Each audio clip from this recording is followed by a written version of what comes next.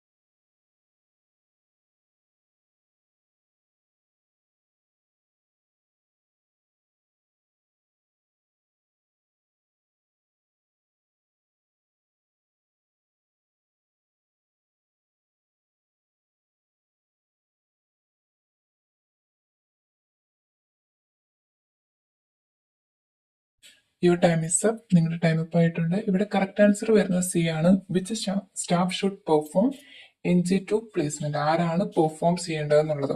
അപ്പം A option way of checking, എങ്ങനെയാണ് NG2 correct ആയിട്ട് പ്ലേസ് ചെയ്തിട്ടുണ്ടോ എന്ന് നോക്കുന്നത്. B how the use of NG2 is authorised, എങ്ങനെയാണ് ഓത്തറൈസ്ഡ് ആക്കുന്നത്. C which staff should perform NG2 placement, ആരാണ് ചെയ്യേണ്ടത്.